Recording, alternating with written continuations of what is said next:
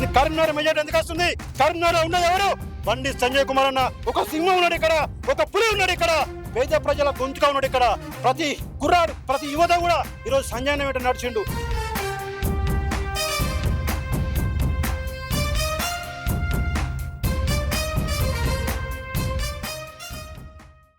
Counting ప్రక్రియ మొదలైంది. కరీంనగర్ అభ్యర్థుల్లో పోటీ చేసిన అభ్యర్థుల్లో ఉత్కంఠ కొనసాగుతుంది.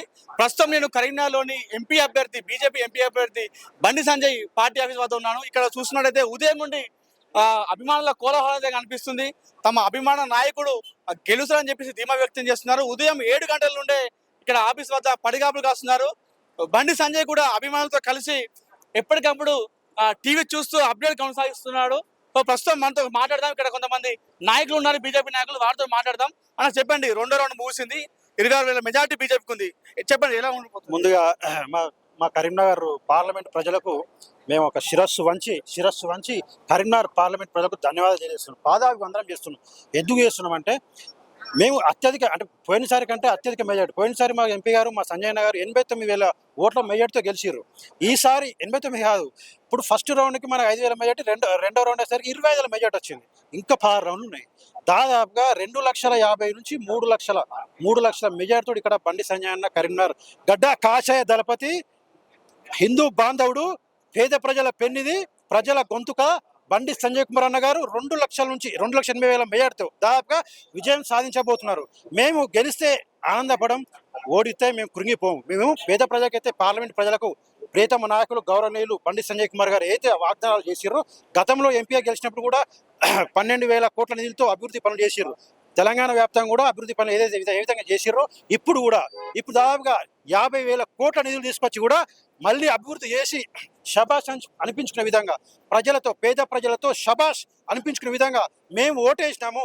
సంజయ్కి ఓటేసినాము, మేము మోడీ గారికి ఓటేసినాము. మా ఓటు వృధా కాలేదు, మేము వేసిన ఓటు వృధా కాలేదు, సంజయ్ని అభివృద్ధి చేస్తుండు అని ఓటేసిన ప్రతి ఒక్క వ్యక్తి కూడా గర్వంగా చెప్పుకునే విధంగా మా ఓటు విలువ పెరిగింది, సంజయ్ని అభివృద్ధి చేస్తుండు అనే విధంగా, ఇతర పార్టీ కార్యకర్తలు కూడా అభివృద్ధి చేస్తుండు అనే విధంగానే మేము పనిచేస్తాం తప్ప, సంజయ్న పనిచేస్తాడు తప్ప ఎక్కడ కూడా అభివృద్ధి విషయంలో వెనక్కి పోడు. ఆయన కసి కొద్దీ పనిచేస్తాడు తప్ప ఎక్కడ వెనక్కి పోడు.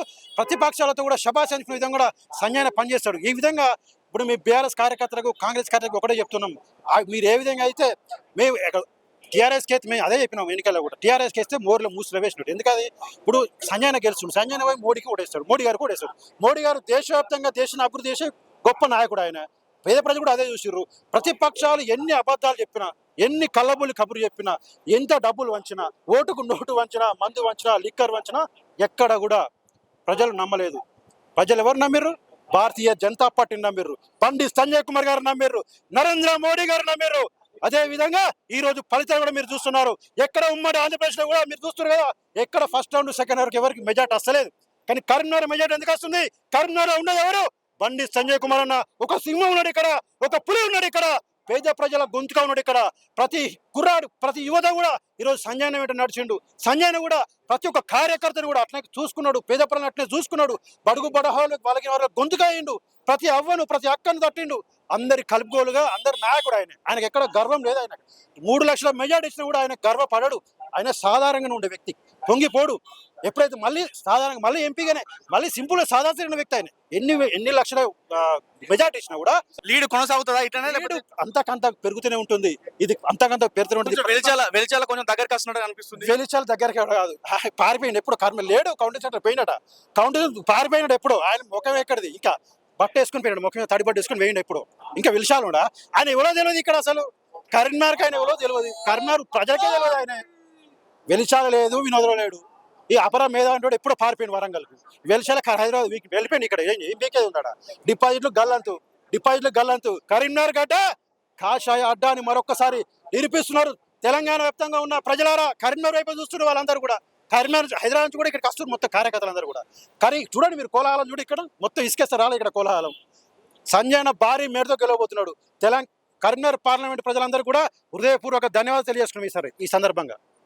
మొత్తానికి అయితే అనుకున్న మెజార్టీ కంటే ఎక్కువ రాబోతున్నట్టుగా కార్యకర్తలు చెప్తున్నారు. సుమారు 2 నుండి 3 లక్షల వరకు మెజార్టీ అయితే ఈసారి కాషాయ దళపతి, కరీంనగర్ కాషాయ దళపతి బండి సంజయ్కి అయితే ఒక మెజార్టీ అయితే కనిపిస్తున్నట్టుగా కార్యకర్తలు ధీమా వ్యక్తం చేస్తున్నారు. కెమెరా పర్సన్ చరణ్తో అనిల్, సుమన్ టీవీ, కరీంనగర్.